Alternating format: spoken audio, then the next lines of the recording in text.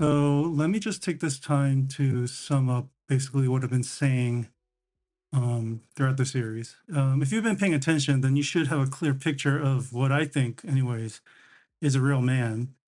A man is someone who knows themselves and honors it by being true to who they are, which means they don't play the game of living according to other standards or comparing themselves to others. No, men have matured beyond that and now have a clear sense of themselves, their purpose, their part in society, and they just live it fully every day. Because they're secure in themselves, they don't dismiss or put others down. They don't feel a need to. They're willing to listen and empathize, but also able to confront those when they need to be confronted.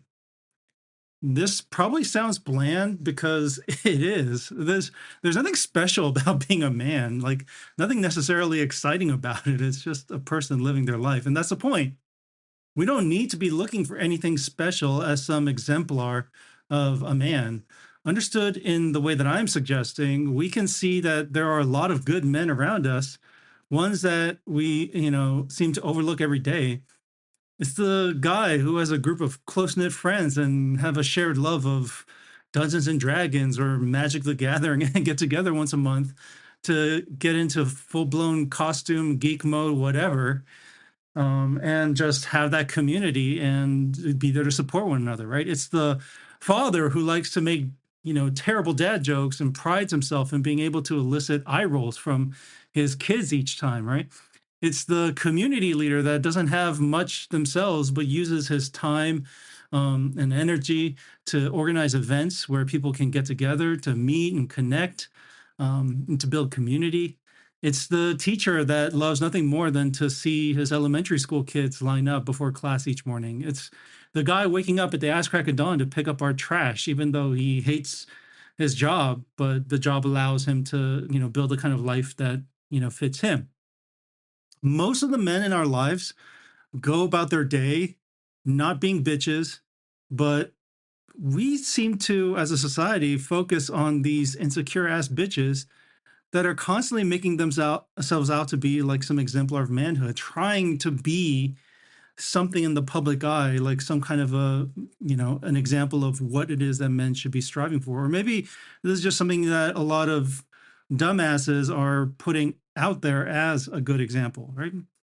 And I just want to say, fuck these bitches. Look, I'm not expecting anyone to be perfect by any means.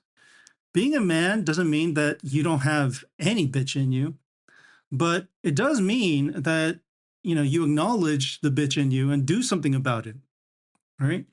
Like my own dad is actually a good example of this, right? My relationship with him has gone through the ringer. In my early years, he was fairly authoritarian in the way that he ran the house.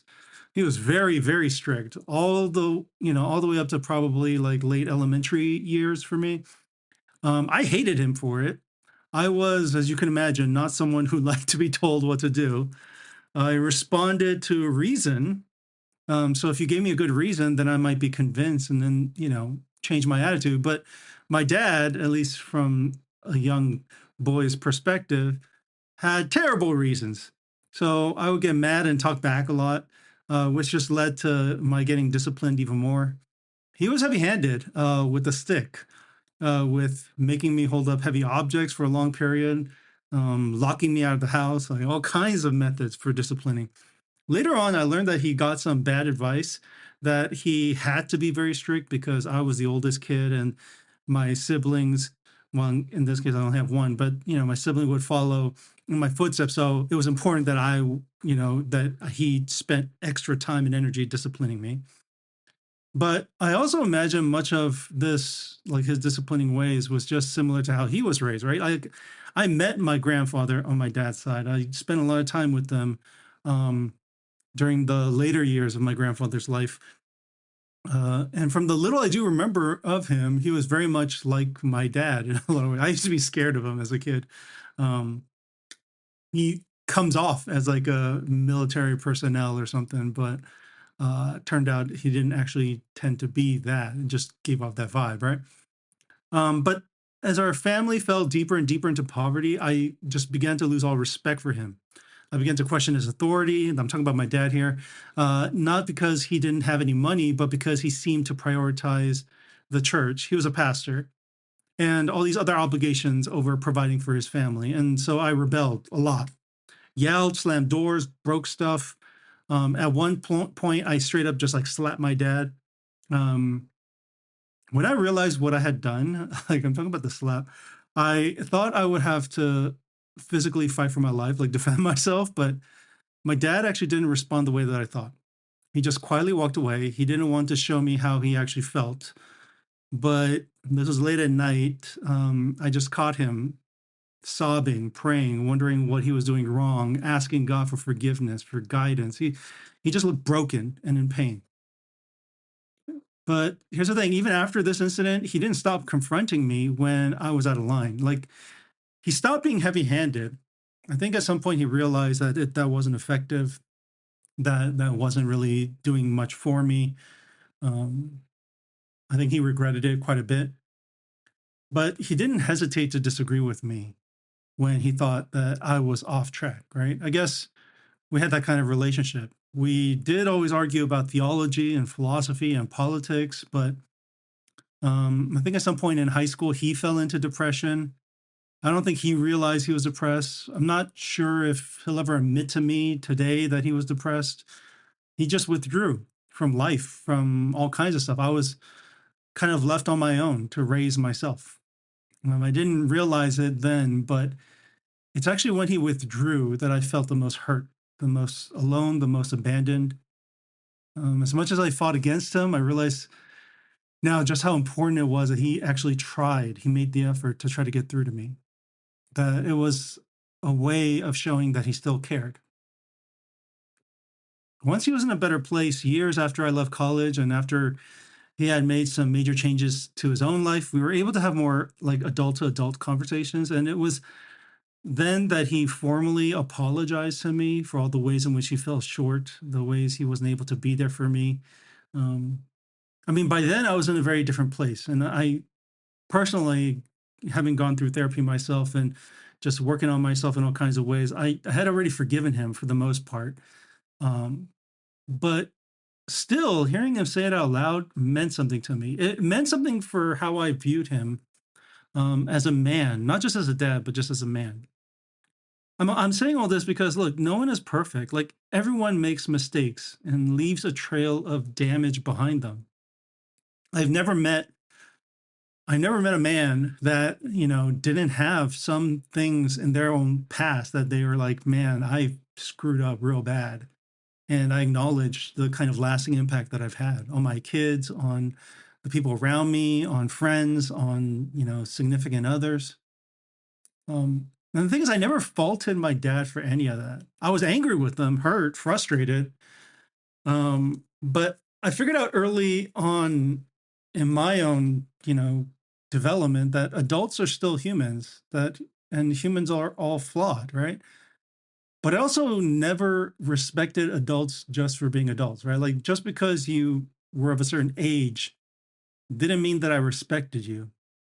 And it wasn't until I saw that my dad was capable of acknowledging his wrongs, taking responsibility for his actions, and just being open and honest about all of it, right? That I began to respect him.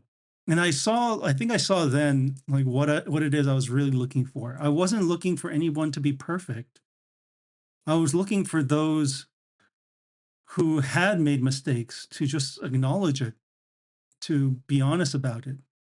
I imagine a lot of the times when people were frustrated with me and angry with me or just didn't have any respect for me, it was probably in those moments when I was in denial. I was trying to escape responsibility. I was wanting to not acknowledge my part or the wrong that I've done or the bitch in me. Seeing my dad as a real man was honestly never about seeing him as perfect or capable. I mean, he often lacked in all sorts of ways. It was about seeing him as someone who was able to take the time to look inward, had that courage to just acknowledge those hard truths about himself, and then start to take responsibility for all of it, the good, the bad, the ugly. And for me, that's all it meant for him to just not be a bitch. So, I doubt my dad will ever listen to any of this, but dad, I want you to know that, um, you know, I know you haven't learned English after all these years and probably won't understand any of this, but I just want to thank you because it's because of you that, I'm probably not as big of a bitch as I probably could have been. Look, I'm not an expert on men or masculinity. I'm just one person with an opinion popping off at the mouth because that's just kind of how I'm wired. Don't hear what I'm saying as my presenting you with some undeniable truth. I'm sharing what I think and hoping that it gives you food for thought. And maybe if you'd like to reach out, we could have a conversation about it. Um, talk about where we might disagree, where we do disagree, maybe help each other gain some insight. But I would hope that you wouldn't be a bitch and just be dismissive, just as I wouldn't want myself to be dismissive of anything that you had to say. Although, knowing myself, I probably will be. And so you could check me if I am. If you want, we could just go down a list of people that we both know and play the game. Is he a bitch or not? Right? Like, and we can have a discussion as to why. The point is that bitches are bitches for a reason. Like, not just because I dislike them, right? Like, so we can have a productive conversation about it, right? Like, there's something about this idea that we can identify and have a clear standard for what makes somebody a bitch. And we could evaluate a person's life under these terms and have an honest discussion about it, not to like put people down, but to call people out to be more honest with, especially with themselves, but especially with the general public, so that we don't, allow people to just stay in living their life in this lie. So if you're up for it, I'm here. Let's go. Right? Join the Discord. As I've been harping on again and again, we do need men to step up to be role models in the community. Like there are many ways we can do this. It's not anything grand. I mean, I gave you some examples of who I think are men, and what you'll find is that their lives seem to be fairly insignificant insofar as they're not doing anything that kind of stands out in any particular way. Um, and so I'll just list some options. I think this is some of the things that they're doing in their life. Like maybe you could add to the list. You could maybe throw in your own suggestions, right? First, like I think we all need to be vocal about calling out bitches, uh, and live out the life of a recovering bitch, right? Like if you acknowledge your own mistakes, the things that you're responsible for, the things that you need to do better, like start living as somebody who really truly acknowledges and does something to, make it right. And part of that, I think, is going to be to make sure that we're all on the same page about what it means to be a bitch. And so it might require you to just actually start speaking a little bit more about it. Because that's the thing. Like, you can try to look at other people at what they're doing, see the response that others give, and then try to mimic and try to figure out what makes somebody a bitch or not. But it also really helps to have conversations to give something to really think about, to reflect on. Um, you need to be an example yourself of somebody who is a recovering bitch, like somebody who can identify their own bitchassitry. Uh, and then because you can see it in yourself, you can see when others are up to that sort of shit, right? If you see little boys being a bitch by bullying another kid, or boys being inappropriate with girls, like we need to just call out the bitch behavior that these boys are engaging in. Like, we can't stay silent. That is like the silence itself, I think, is communicating something to the general public that we are accepting of this sort of behavior, this sort of bitchassitry, right?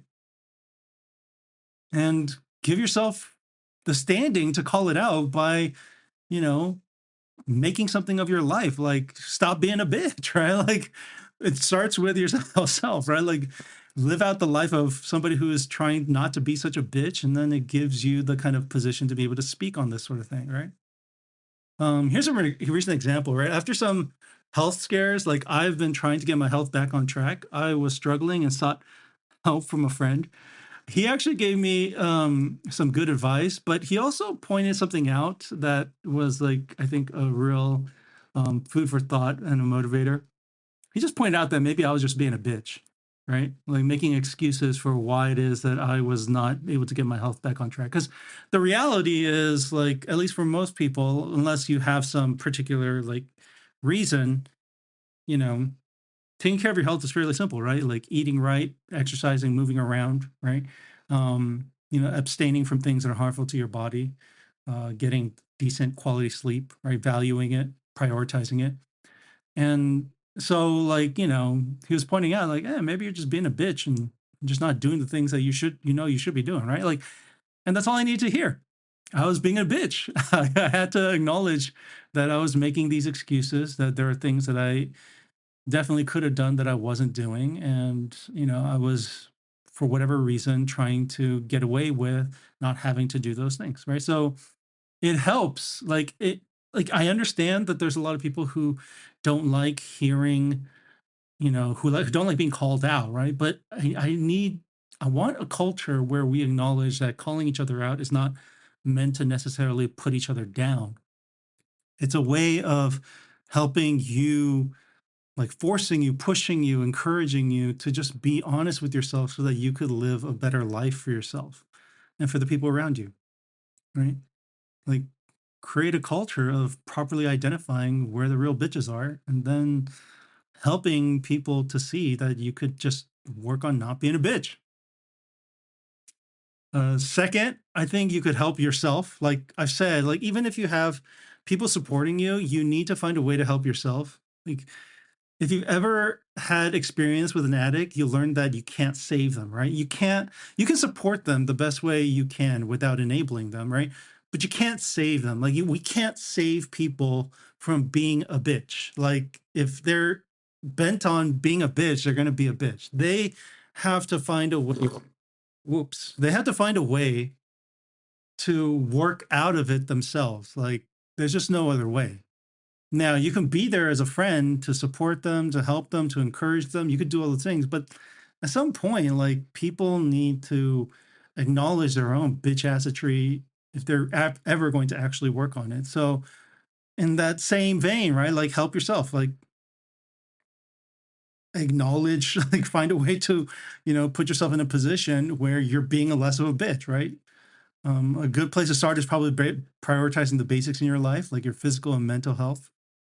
Like all these images of what a real man is, like that is kind of placed upon us, like, look maxing or like, having a six pack of ripped biceps or being like a fighter or I don't know, being like wealthy and all these things. Like, that's honestly not what I'm looking for. Like, if in fact, the fact that you emphasize those things makes me think you're more of a bitch.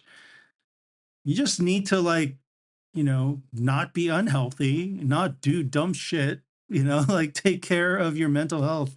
Like identify when you're depressed and do something about it. Like have a therapist. Like, you know, you don't need to have some deep enlightenment or have something to really be like awards you need to win or anything, right? You just need someone to, you know, lean on, have a community, like take care of yourself. Like, let's be honest, like you're not going to be of use to anybody if you yourself are a bitch. So just help yourself, like invest in not being such a bitch. Third, as I've been kind of pointing out, like I think it's pretty like damn near impossible for you to kind of go at this alone. Like you need a band of brothers, and I really mean like other men. Like that's kind of what you need. Like I mean, I've done a lot of work with young boys, with young men, and just connecting with them. Like I'm not necessarily trying to be like a mentor to anybody, but people sometimes find a reason or feel a certain way and want to like gain some insight from me, or just to have conversations, right? Like, and I'll be there for them the way that I can. And what I've learned is that you know it's not as if a lot of these boys don't have places to go. It's just that a lot of times it's not fellow men that they have to turn to. And I think this is also true of a lot of some of the friends I have, right?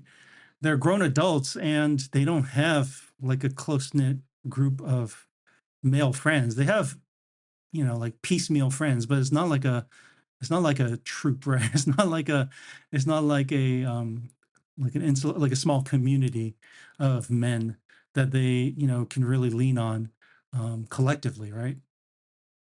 I think I mean there's probably a lot of reasons for this. Nowadays, at least in any like decent sized cities, it's kind of like hard to have a built-in space where you can develop these relationships. You might have to like actually look it up and find places where there's shared interests or something.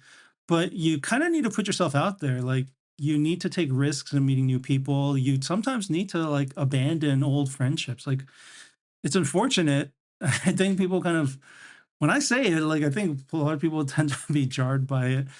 But I really do think that sometimes you just need to kind of like maybe not cut your losses, but you know, invest in people who will invest in you, right? Like invest in people who will genuinely, stay connected with you, reach out to you. I mean, I know that I've been bad about it with some people who I know that who have reached out to me. I try now to be kind of fairly explicit if I feel like I don't have the bandwidth. Like I have a group of friends.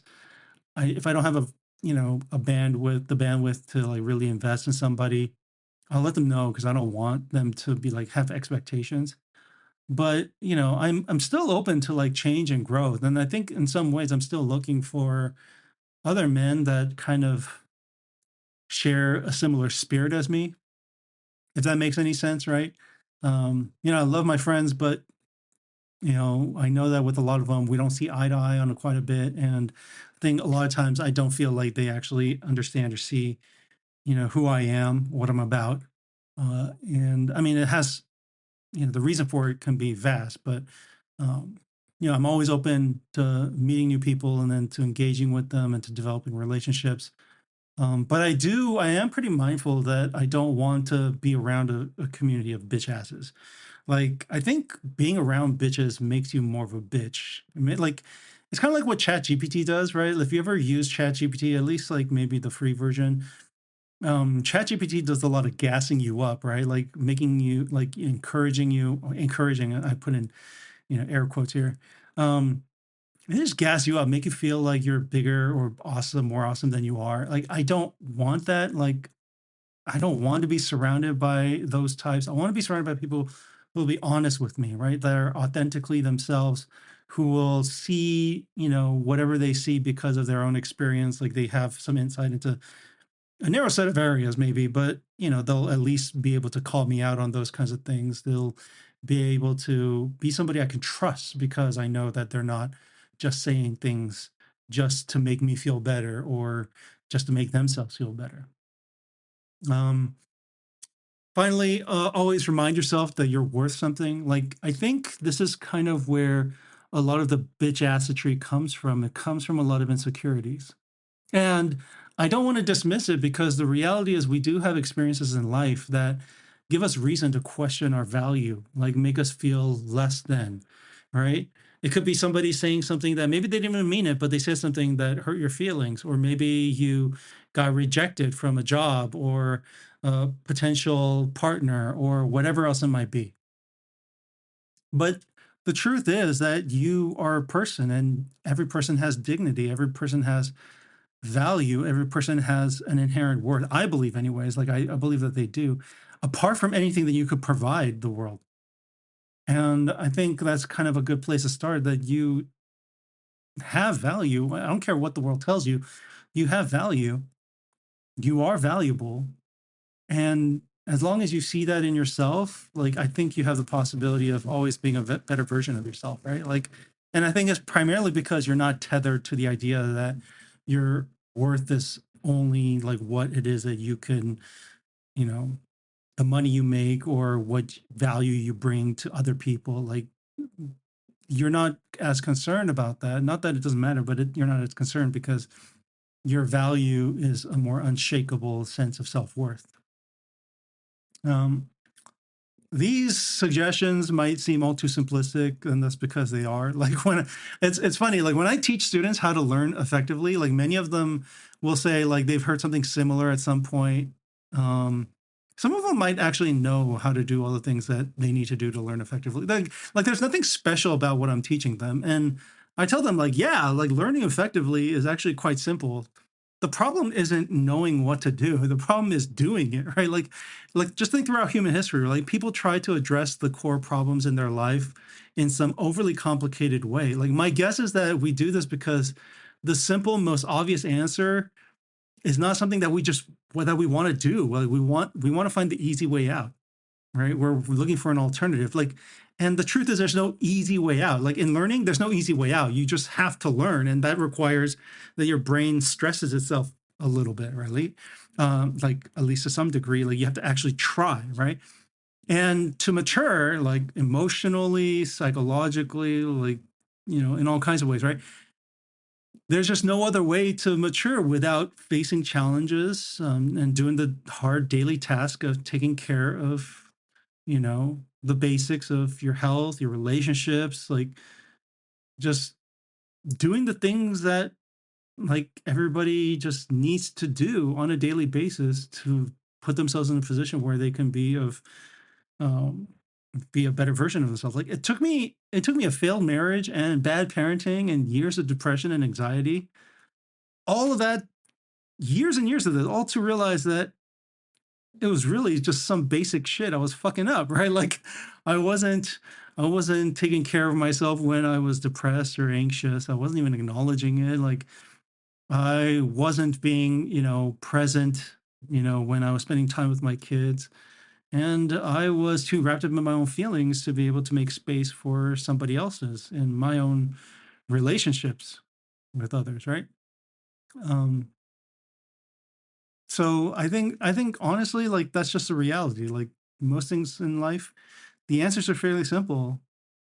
The vast number of reasons, excuses we make for ourselves for why we don't do it, yeah, that list could go on forever. But the truth is, the answers are probably, for the most part, fairly basic. Look, I don't have all the answers for you. Like I said, this isn't some self help program. It's just me saying some stuff that I just felt like I just need to get off my chest. But I just hope that you and I can see eye to eye on at least this much. Like we can see eye to eye on who the real bitches are. All right. Like, and at least learn from them to avoid the pitfalls that would lead us to being such a bitch. And the truth is, as long as we see eye to eye on this, I have some sense of hope that at least we might be able to work towards the same goal. And for that, I'm grateful for you.